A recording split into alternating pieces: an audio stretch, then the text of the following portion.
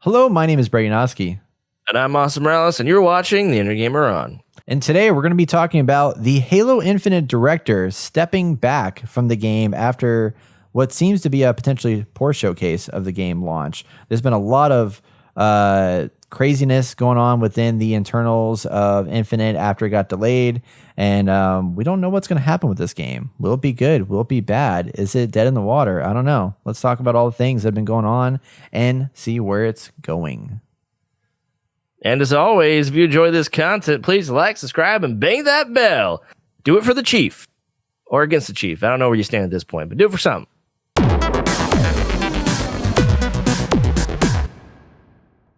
Halo Infinite. Y'all may remember that game. Had a showcase a while back. They brought it out. They're like, we have Halo Infinite. It's going to be our launch title for the Xbox. It's going to be amazing. And then it got delayed. Maybe because the game looked like kind of not good, but they claimed it wasn't the case. But now we have news and a report that Chris Lee, who was the director of Halo Infinite, has stopped working on the project. He's left the Halo Infinite project. In a statement to Bloomberg, according to Polygon, he has confirmed that he stepped back from Infinite and he is looking at, quote, future opportunities. Microsoft, in a statement, said that Lee was still a Microsoft employee, although has stepped back from Halo Infinite. So he is the third senior figure to leave the Xbox Halo Infinite flagship title in a little more than a year. So there seems to be some issues internally with this game that is a bit of a concern, because this guy was responsible for the overall creative vision and production of the game. And whether or not this was related to the fact that when the game play was revealed, that it was underwhelming and people responded poorly to it, I don't know. But it's a problem to know that all these top figures are just like bouncing and leaving the game. So what do you think, Austin? Yeah. I think it's bad. I mean, I heard that, they have Mr. Staten coming on here from the original Halo series. So he might be replacing this guy with that guy. And, I think there's positive things happening here, but it's crazy that things like this are happening for Halo. And I think it just goes to show how messed up, at least from the outside looking in, these Xbox proper games are. Like, this is why all these games are getting canceled. These are why we have seen hardly any proper Xbox games. And even the game that should be done and have like 100% and be the flagship it needs to be, it's still having problems. And they just delayed it and they lose this guy, which, I think it's all part of what's going on right now in general, to what degree, I guess this is kind of all we know, but I don't know, man. It's just, we've seen this with Mass Effect, Andromeda. We've seen this with, I think, Dragon Age. I think they lost somebody. Anthem lost some people, if I'm not mistaken. It's just like ridiculous, dude. Yeah.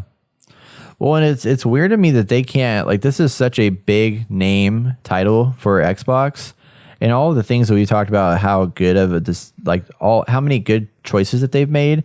I'm surprised that they can't seem to figure out how to get this right. Yeah.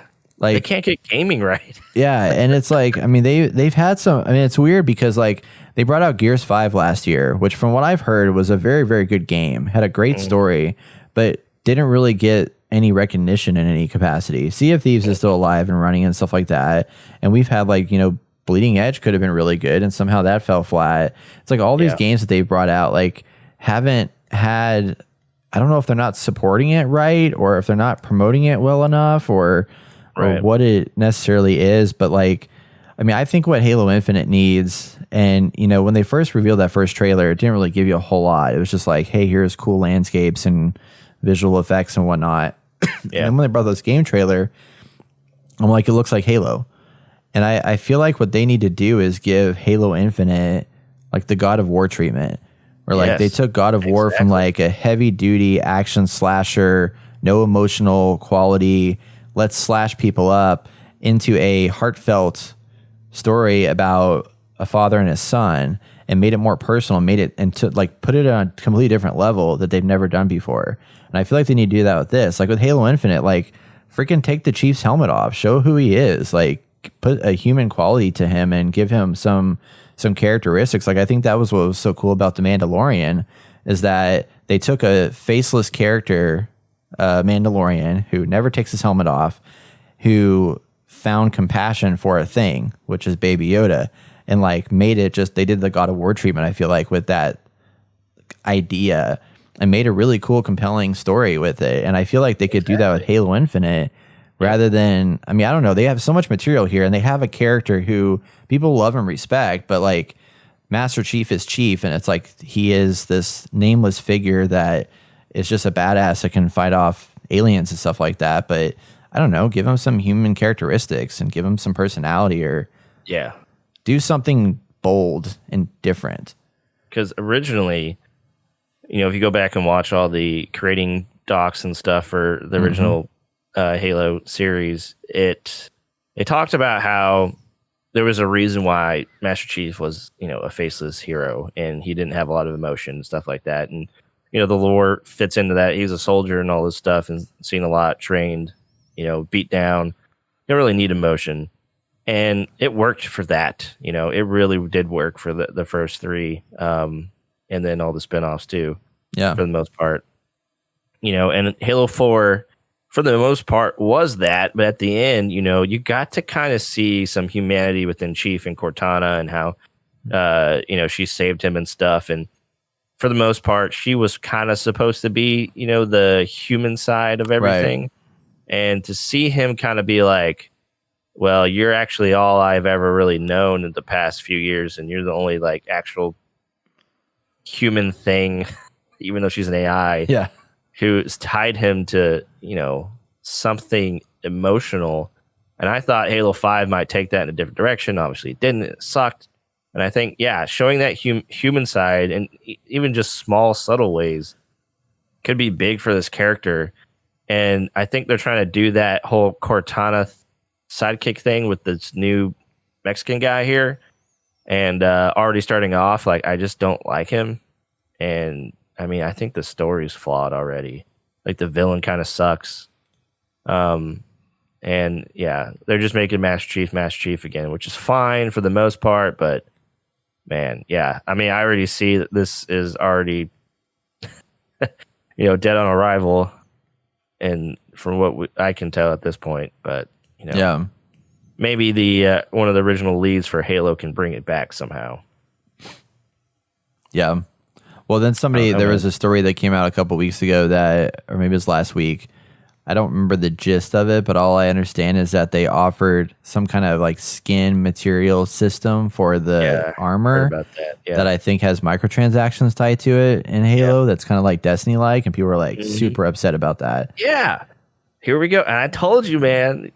I know I was bringing up that one time we had a discussion. Yeah. Stuff about Major League Gaming and microtransactions. And it didn't really fit the discussion, but I felt like it was part of the reason why Halo 5 did so bad too. Yeah. Because, I think multiplayer was fun, but there's a lot of those microtransactions that were getting ramped up from 4 into 5.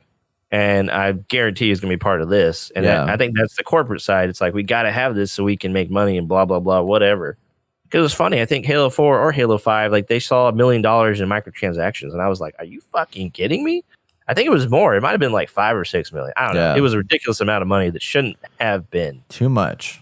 Yeah. For Halo microtransactions. You got to be kidding me. Yeah. So, I mean, that's definitely going to be a thing. And I think it's definitely going to be part of the multiplayer aspect that's going to drag it down on top of, I mean, they got to have a solid campaign if they want forgiveness for multiplayer. We'll see about that.